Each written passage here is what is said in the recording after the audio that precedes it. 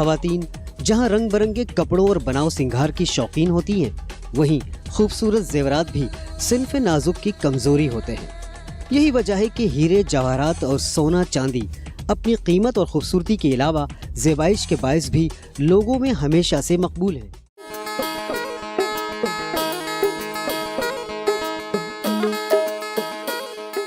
ये कहना गलत ना होगा कि पाको हिंद में सोने चांदी के जेवर के बगैर शादी का तसव्वुर भी मुमकिन नहीं।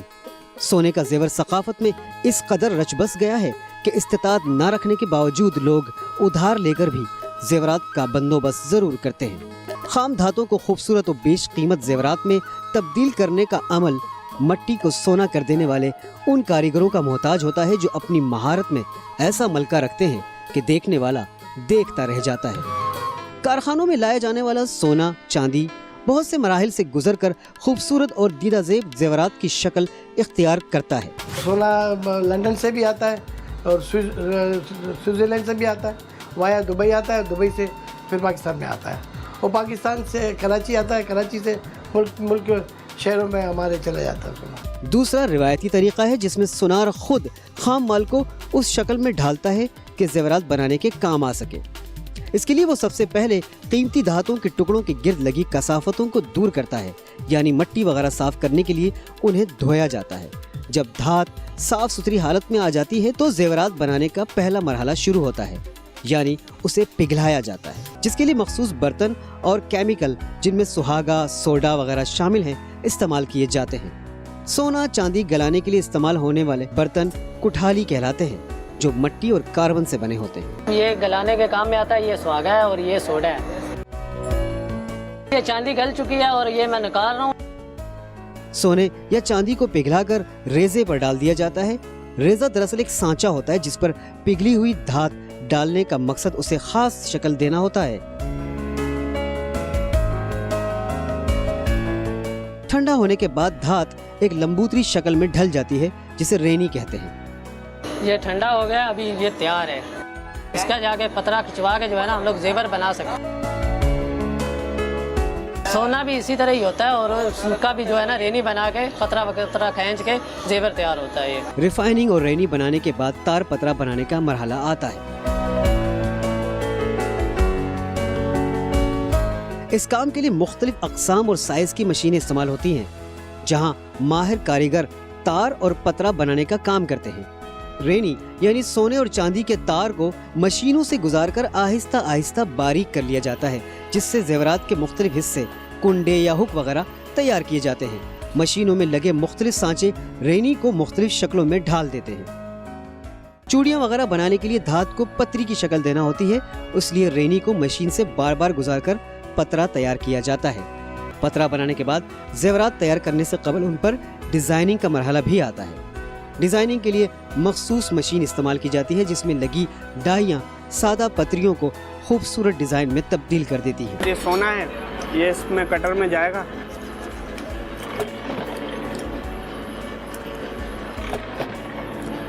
इस शक्ल में ये बाहर निकलता है। मुख्तलिफ इलाकों के रहने वाले मुख्तलिफ डिजाइन पसंद करते हैं, इसीलिए जेवरात की डिजाइनिंग भी मखसूस होती है। ये झूमर है, ये हमारी डिज़ाइनिंग है। ये सारा यही मैन्युफैक्चरिंग वगैरह होता है, कटिंग होता है, डिज़ाइनिंग बनती है, फिर ये पूरे वर्ल्ड वाइड मतलब जाता है, दुबई वगैरह। पतरे पर डिजाइन बनने के बाद जेवरात की बुनाई शुरू हो जाती है। सोने या चांदी के छोटे छोटे टुकड़ों को महारत से खूबसूरत अंदाज में जोड़कर दीदाजेब जेवरात तैयार किए जाते हैं। यूँ तो मुख्तलिफ डिजाइन के जेवरात बनाने के तरीके और उन पर सर्फ होने वाला वक्त भी मुख्तलिफ होता है। जैसे हार बुंदों के एक सेट की तैयारी के लिए कारीगर को 5 से 6 घंटे दरकार होते हैं। ये जो सा मैंने डिज़ाइन बनाया है इस शेप में आएगा बिल्कुल। इसमें भी काम थोड़ा बहुत बाकी है, जैसे ये पीस लगे हुए हैं, ये भी आएंगे, अभी नग लगेंगे। अभी चूड़ियाँ बनाने का काम ज्यादा मुख्तलिफ और मुश्किल होता है। हमारे पास रेनी आती है, उसको हम तार पतरे पे खिंचवा के ये पतरा बनवाते हैं। अब ये पतरा बन गया, अब ये आपके सामने के बिल्कुल ये पतरा है। फिर इसे हम उभार करते हैं। उभार के लिए हमारे पास मशीन है, उसकी गिट्टियाँ होती हैं, उसमें हमें जैसा उभार, ये फ्लैट उभार चाहिए तो इस पर फ्लैट उभार आ जाता है, गोल उभार चाहिए तो गोल उभार आ जाता है। इस पर डायमंड टूल लगते हैं, डायमंड टूल से उसकी ये कटिंग होती है जो आपको नज़र आ रही होगी इसके ऊपर। तो हम फिर उसको कॉपी करते हैं दूसरी चूड़ी के ऊपर या उससे अच्छा करने की कोशिश करते हैं। चूड़ी और उस पर डिजाइनिंग करने वाली मशीन पर काम करने के लिए बहुत ज्यादा महारत की जरूरत होती है। जरा सी गलती की सूरत चोट लगने और माली नुकसान का अंदेशा होता है। चूड़ियों की डिजाइनिंग के लिए मशीन पर नंबर्स की सेटिंग की जाती है। ये क्रॉस कट आप देख रहे होंगे, काटी बनी हुई है। अब उसको बनाने के लिए, काटी बनाने के लिए मेरे को अब ये 20 पे लाना पड़ेगा। एक क्रॉस इधर से लग गया, एक क्रॉस इधर से लग गया, सवाल जवाब आके काटी बन गई इसके ऊपर। ये गोलियां, छोटी छोटी गोलियां और ये चांद, ये चूड़ियाँ मुकम्मल हो चुकी हैं, तैयार हो चुकी हैं। चूड़ी तैयार होने के बाद उस पर रंग किया जाता है, जिसके बाद चूड़ियां फरोख्त के लिए दुकानदारों के सुपर्द कर दी जाती हैं। ज़ेवरात की मुख्तलिफ शक्लें तैयार करने के लिए मुख्तलिफ तरीके इस्तेमाल होते हैं। 18 कैरेट का सोना है इसलिए काला ही है, और 24 कैरेट का जो सोना होता है उसको काला नहीं होता। इसको कितना भी गर्म कर दो, लाल कर दो, पीला कर दो, अपने शक्ल में रहता है 24 कैरेट का सोना। पहले झाला मोम में जमा के इसको, उसके बाद तेजाब उसने किया झलाई वलाई करने के बाद इसकी शक्ल ऐसी आ जाएगी। फिर ये चला जाएगा पॉलिश के ऊपर। ये सोने का तार है, बाकायदा खींचा गया है, और इसके बाद इसकी छोटी छोटी बारीक कड़ियाँ बनाई गई हैं। और कड़ियाँ जो आप ये देख रहे हैं मखसूस साइज़ में काटी जाती हैं, बाकायदा इसका एक मखसूस साइज़ होता है। वैसे तो चैनें मशीन पे भी तैयार हो रही हैं, मगर कई लोग हैंडमेड चैन के शौकीन होते हैं। वो कहते हैं कि हमें हाथ की बनी हुई चीज़, पायदार चीज़ चाहिए, तो वो सुनार को फिर एक्स्ट्रा मजदूरी दे के उस चीज़ को तैयार करवाते हैं। दौर जदीद में ज़ेवरात की सनत में भी जदीद तरीके अपनाए जा चुके हैं। इनमें से एक तरीका लॉस्ट वैक्स कास्टिंग का है। इस अमल में रबर की डाली और एक मशीन इस्तेमाल की जाती है। मोम मशीन से निकलकर डाई या सांचे में आता है और जेवर की मतलूबा शक्ल इख्तियार कर लेता है। हमने डाई के अंदर से वैक्स का पीस निकाला, ये रिंग्स की शक्ल थी। ये फर्स्ट प्रोसीजर था इसका।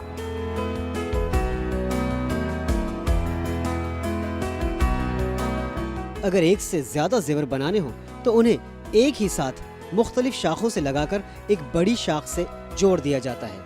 इसी वजह से उसे ट्री भी कहा जाता है। जैसा कि आप देख रहे हैं ये झाड़ बन चुका है और इसके बाद अब ये नेक्स्ट स्टेज में जाने वाला है। अब हम इसको नेक्स्ट स्टेज में करते क्या है कि ये एक लोहे का सिलेंडर टाइप एक शेप होती है, हम उसको इसके ऊपर आहिस्ते से चढ़ाते हैं कि ये किसी चीज़ से टच ना हो और ये इजीली इसके ऊपर आ जाए। उसके बाद इसके अंदर एक सील लगती है, वैक्स की सील होती है।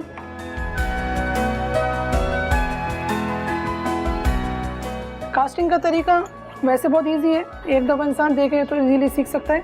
पहले के दौर में कास्टिंग नहीं हुआ करती थी, लोगों को बहुत परेशानी होती थी। एक एक चीज़ को 2-2 दफ़ा 3-3 दफ़ा बनाने के लिए उनके कई दिन वेस्ट होते थे और इसमें सिर्फ हमारा काम घंटों की सूरत में हो जाता है।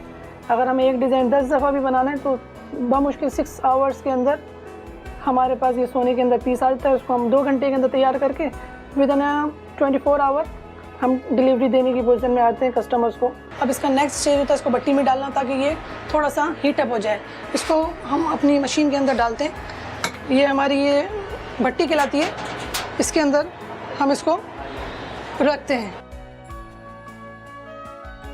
ऑलमोस्ट 1.5 आवर लगता है इसको पकाने के लिए, हीट अप करने के लिए। इसका टेम्परेचर 750 पर जाना चाहिए।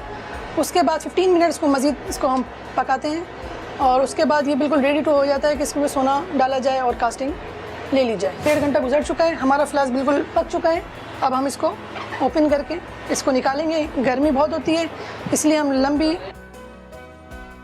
संसी का इस्तेमाल करते हैं ताकि हाथ जल ना पाए। ये हमारा समझो रेडी हो चुका है बिल्कुल। अब हम इसको मशीन के ऊपर रखेंगे जिससे ये हमारी फ्लास्क कास्टिंग हो जाएगा। ये हमारी मशीन है, ये बिल्कुल हीटर फ्लास्क है। इसके ऊपर ये हमने आराम से सेंटर का ख्याल देखना पड़ता है ताकि सोना डायरेक्ट इसके अंदर जाए, आगे पीछे ना हो। उसके बाद इसको पैक करना पड़ता है मशीन को। मशीन के ऊपर टाइट करने का ख्याल बहुत ज़ोर से करना पड़ता है ताकि किसी किस्म की नुकसानी जानी माली ना हो सके। दूसरे मरहले में लोहे के सिलेंडर में प्लास्टर ऑफ पेरिस डाल दिया जाता है। इस अमल के बाद सिलेंडर को गर्म किया जाता है ताकि अंदर मौजूद मोम पिघल जाए और डिजाइन वाली जगह खाली रह जाए, यानी एक और सांचा बन जाता है जिसमें पिघला हुआ सोना उंडेल दिया जाता है। प्लास्टर ऑफ पेरिस का सांचा खोलने के बाद जेवर तैयार हो जाता है।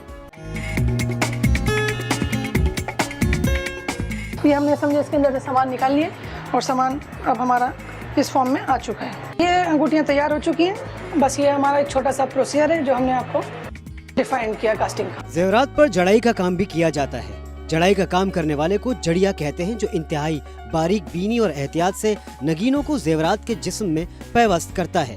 जेवरात में नगीने जड़ने के लिए उसमें नाप तोल कर जगह बनाई जाती है, जिसके लिए एक मखसूस औजार इस्तेमाल किया जाता है जिसे गुर्ज कहा जाता है, जिसके बाद नगीने को मोम की बेस बनाकर जड़ा जाता है ताकि कोई चीज इधर उधर ना हो जाए। ये नगीने हैं जिसको ग्राहक को जो भी कलर उसका दिल आता है वो लगवा लेते हैं हमसे कि भाई वाइट लगा दो या लाल लगा दो या हरा लगा दो।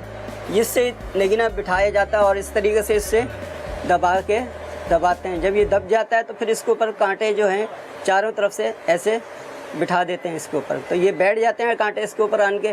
तो ये समझ लो ये नगीना बैठ गया है इस वक्त। छिलाई की कलम है ये, इससे सोने को काटना पड़ता है, उसमें डिज़ाइनिंग बनानी पड़ती है, उसके बाद फिर वो नगीना उसमें लगाना पड़ता है डिज़ाइनिंग के हिसाब से। डिज़ाइनिंग में जो कलर वो दुकानदार या ग्राहक बताएगा कि ये कलर लगाने हैं, उसी के हिसाब से कलर लगा के देते हैं हम। जेवरात की मुकम्मल तैयारी के बाद आखिरी मरहला इन पर पॉलिश और छिलाई का होता है।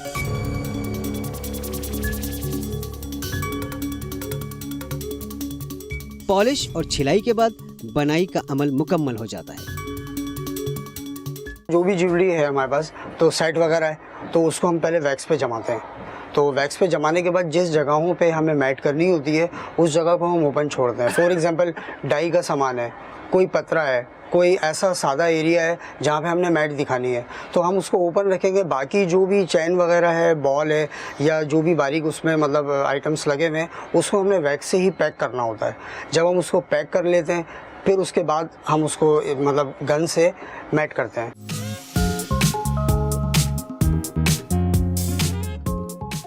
अगर कस्टमर डिमांड करता है कि यार मुझे मैट के साथ कटिंग चाहिए, छिलाई चाहिए, तो फिर हम उस मैट के ऊपर जब कटिंग करते हैं तो उस पर डिज़ाइनिंग वाजे होती है, एक चमक, एक शाइन होता है वो पुर्जा, और जो पॉलिश का एरिया होता है वो भी अपनी जगह चमक रहा होता है। छिलाई में मतलब मशीन यूज़ होती है और इसके टूल्स वगैरह होते हैं जो कि मतलब हमारे हमसाय मुल्क से आते हैं और दीगर स्विट्ज़रलैंड वगैरह से भी आते हैं, लेकिन वो कॉस्टली बहुत होते हैं। अभी ये मैं इसमें टूल फिट कर रहा हूँ, मतलब मैंने पुर्जे के हिसाब से कि मुझे कौन सा टूल यूज़ करना है तो मैं वो निकाल रहा हूँ। अब ये मैंने इस पर काम शुरू करना है। ये मैं पहले इस पर छील रहा हूँ, चैन छीलूँगा मैं इसकी।